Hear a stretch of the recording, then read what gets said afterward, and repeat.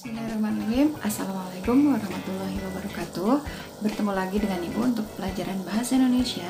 Dan materi kita hari ini adalah tentang mengidentifikasi teks eksposisi. Dalam mengidentifikasi teks eksposisi ini, kita akan bahas tentang definisi, kemudian tujuan, ciri-ciri, dan struktur teks eksposisi. Oke, kita bahas satu persatu ya. Baik, kita mulai dengan definisi teks eksposisi. Teks eksposisi itu adalah sebuah teks yang berisi tentang informasi dan pengetahuan yang dimuat secara singkat dan padat. Setelah kita mengetahui tentang definisi teks eksposisi, kita juga harus mengetahui tentang tujuannya. Nah, tujuan dari teks eksposisi adalah memaparkan, menjelaskan, memberikan informasi, atau bisa juga menerangkan, mengajarkan sesuatu hal yang perlu perhatian karena berkenaan dengan hal yang sangat penting. Kita sudah tahu tentang definisi dan tujuan dari teks eksposisi. Nah, sekarang kita beralih ke ciri-cirinya. Apa saja sih ciri-ciri dari teks eksposisi ini?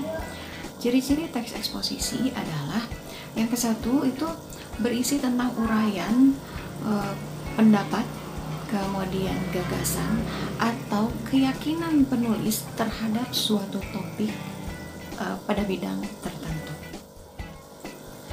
Ciri yang berikutnya adalah uraiannya objektif, kemudian dan benar-benar bertujuan ingin menambah pengetahuan pembacanya tanpa dilatar belakangi oleh maksud dan tujuan tertentu. Ciri yang berikutnya adalah teks biasanya dilengkapi baik itu dengan gambar, kemudian angka, grafik, bisa berupa statistik atau bagan yang dimaksudkan untuk sebagai ilustrasi tambahan dan untuk memperjelas teks tersebut.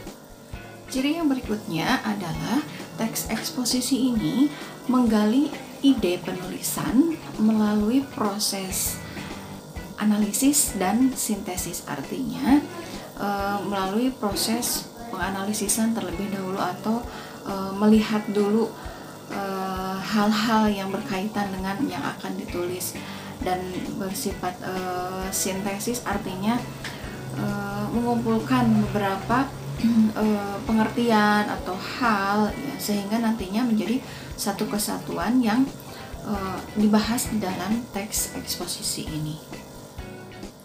Nah, itu untuk ciri-ciri teks eksposisi. Nah, sekarang kita beralih ke struktur teks eksposisi. Nah, untuk strukturnya bisa kalian lihat di sini. Oke, itu ada yang pertama paling atas itu adalah judul. Nah, kemudian yang keduanya itu ada tesis atau pembukaan. Kemudian yang ketiga adalah argumen atau isi, dan yang terakhir adalah simpulan atau penutup. Oke, kita bahas mulai dari judul. Judul ini berfungsi untuk mengarahkan perhatian dan memaparkan isi teks eksposisi ini secara singkat kepada pembaca. Nah, jadi di dalam judul juga ini sudah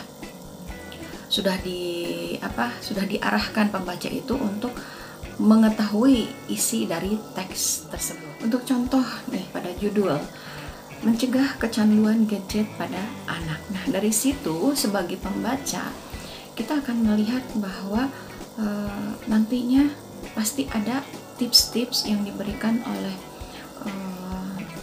penulis kepada pembaca di dalam teksnya itu atau di dalam isi karangannya itu. Jadi jelas ya, di dalam judulnya itu menarik pembaca untuk membaca lebih lanjut pada isinya karena ingin mengetahui informasi apa yang ingin disampaikan oleh penulis. Struktur yang kedua adalah tesis atau pengantar. Nah, di dalam tesis ini berisi tentang pemaparan pernyataan atau gagasan penulis yang disesuaikan dengan topik yang akan dibahas. Struktur yang berikutnya adalah argumen atau isi.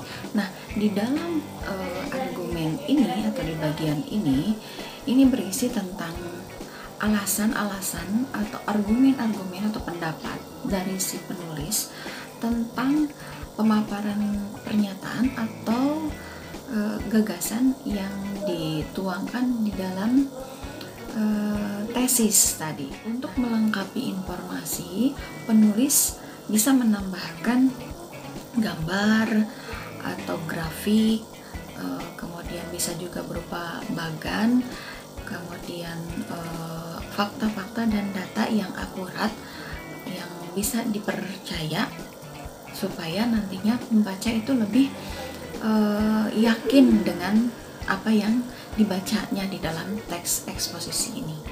Nah, makanya ketika seorang penulis yang akan memaparkan, menjelaskan atau menerangkan sebuah topik tertentu itu harus berwawasan luas. Itu artinya kita harus banyak membaca ya.